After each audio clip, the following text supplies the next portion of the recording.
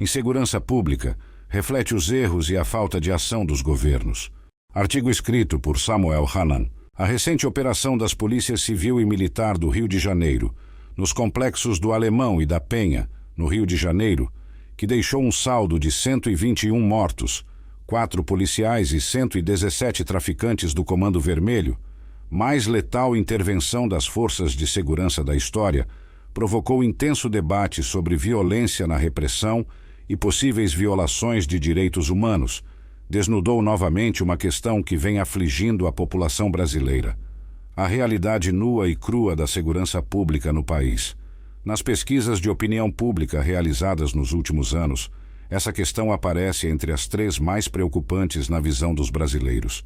Levantamento do IPESP, em parceria com o Instituto para a Reforma das Relações entre Estado e Empresas, IRE, e a BRZ, Consulting, Consultoria e Projetos, mostrou que metade da população se sente insegura em seu bairro ou localidade. O problema já aparece como a segunda preocupação nacional, atrás somente da saúde.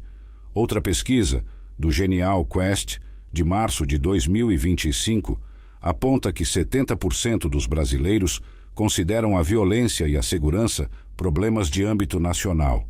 Além disso, matéria veiculada pelo jornal Folha de São Paulo, em 17 de outubro de 2025, mostrou que 60% da população brasileira tem evitado sair às ruas com medo de roubo e, quem sabe o pior, tornar-se parte das estatísticas de homicídio brutal, à luz do dia, em plenas avenidas das maiores cidades brasileiras.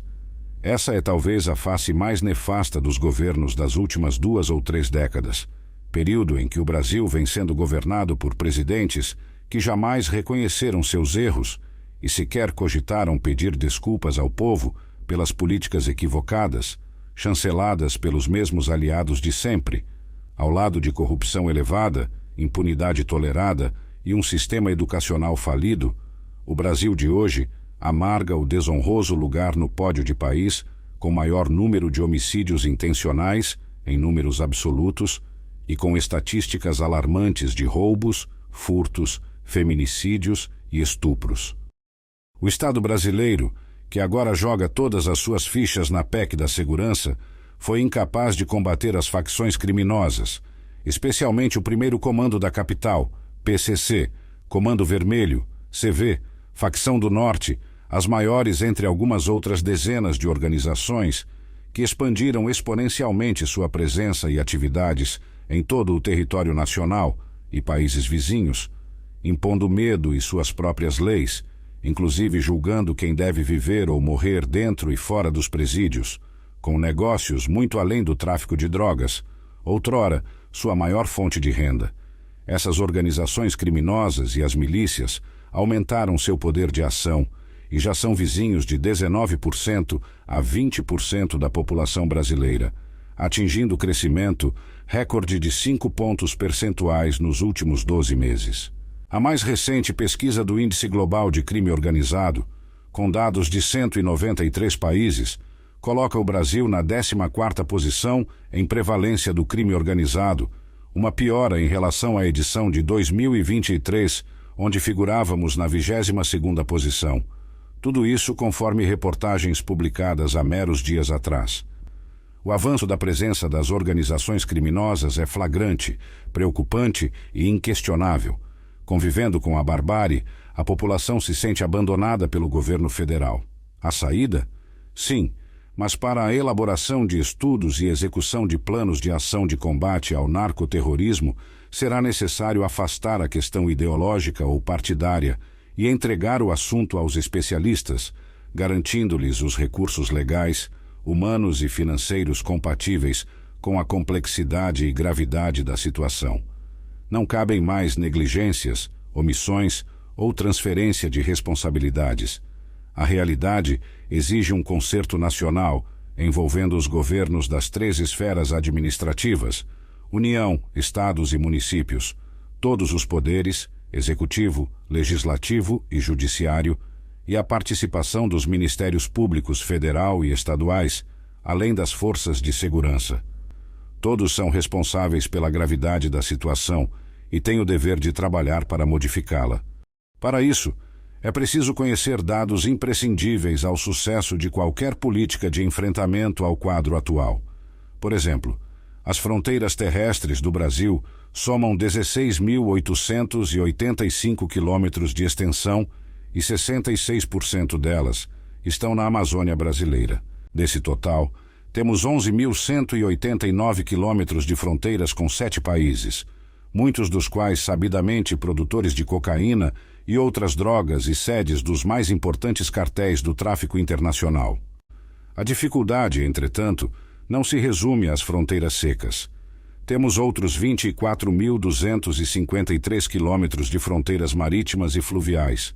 As fronteiras marcadas por rios são as maiores do mundo e têm sua maior parte na Amazônia brasileira. Há que se considerar ainda o enorme vazio demográfico da Amazônia, que ocupa 45,5% do território nacional, mas abriga apenas 8,6% da população brasileira. Além disso, 30% da população da região estão concentrados nas capitais de 7 estados, cuja área não ultrapassa 1% da área territorial daquela parte do país. Soma-se a isso o vazio econômico, pois a região participa com pouco mais de 6% do Produto Interno Bruto, PIB, nacional. O empobrecimento dos habitantes da região é gritante e não existe perspectiva de melhora, em razão da baixa densidade populacional, que se reveste de baixo número de votos e, portanto, desperta quase nenhum interesse eleitoral. A renda média per capita dos 7 estados da Amazônia é 29% menor do que a média nacional e, pior, quando se analisa a renda média da população interiorana, é a metade da média nacional. Tudo isso cria um ambiente favorável à cooptação da população, inclusive indígena, pelo narcotráfico e outras atividades ilegais. Outro problema é a falência do sistema carcerário.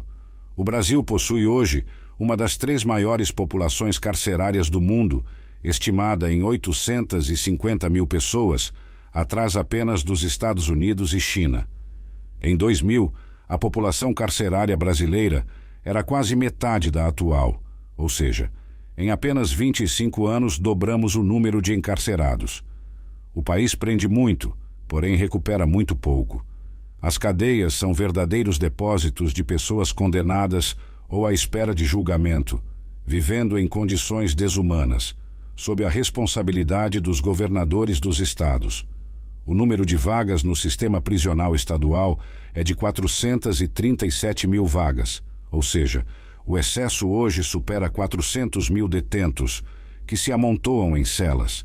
É estarrecedor que os poderes ignorem o fato de o país ter de 340 a 350 mil pessoas encarceradas há anos, sem nunca terem sido julgadas. A injustiça aliada à indiferença vem destruindo pessoas, famílias e onerando o Estado brasileiro. Analisando-se pelo viés econômico, cada preso no sistema penitenciário estadual custa cerca de 2 salários mínimos por mês. Em média, uma nova vaga em presídio estadual requer investimento da ordem de R$150 mil. Assim, as 400 mil vagas faltantes custariam 60 bilhões de reais, o equivalente a 0,48% do PIB Brasil ou 1,40% das receitas tributárias anuais. E 400 mil detentos em um dos novos presídios custariam 14,6 bilhões de reais por ano, o correspondente a 0,3% das receitas tributárias do país. Cabe analisar também os contingentes das forças de segurança. As polícias militar e civil somam 500.779 integrantes em todas as unidades da Federação. As Forças Armadas possuem efetivo de 358.814 homens e mulheres, sendo 212.217 do Exército, 80.577 da Marinha e 66.020 da Aeronáutica. A Polícia Federal soma 13.854 integrantes, dos quais apenas 2.500 delegados, com a agravante de que parte expressiva deste contingente atua junto ao Superior Tribunal de Justiça, STJ, e ao Supremo Tribunal Federal, STF. Temos, então, apenas cerca de 11.354 agentes e servidores especializados para atuar em 16.885 quilômetros de fronteiras terrestres e 24.253 quilômetros de fronteiras fluviais e marítimas. Apenas a título de ilustração, se cada delegado da Polícia Federal atuasse apenas nesse setor, teria sob sua responsabilidade nada menos do que 9,38 quilômetros de fronteira terrestre para vigiar. É impossível para a Polícia Federal cumprir o que determina o artigo 144 da Constituição Federal, o qual preconiza que a segurança pública é dever do Estado e que a PF é responsável por prevenir e reprimir o tráfico ilícito de entorpecentes e drogas afins, o contrabando e o descaminho, sem prejuízo da ação fazendária e de outros órgãos públicos nas respectivas áreas de competência, além de exercer as funções de polícia marítima, aeroportuária e de fronteiras, e exercer com exclusividade as funções de polícia judiciária da União. A falta de recursos financeiros não pode ser aceita como desculpa, porque o Brasil tem elevada carga tributária que, aumentada nos últimos meses, vem gerando recordes de arrecadação.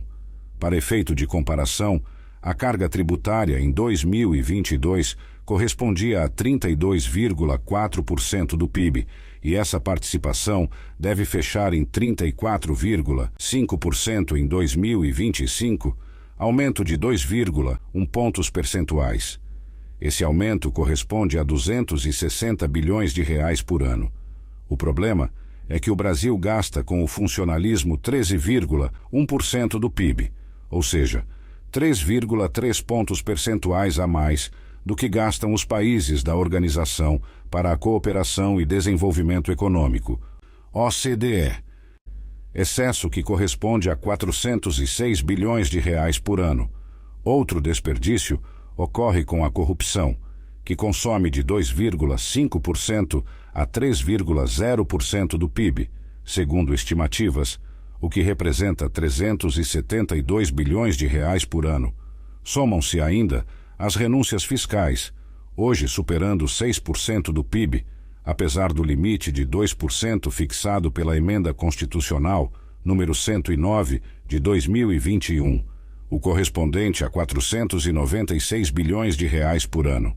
O corte de 50% nessas três despesas representaria a economia de 607 bilhões de reais por ano. É necessário cortar o supérfluo para investir nas áreas mais sensíveis, e a segurança pública está nos primeiros lugares da lista dessas prioridades.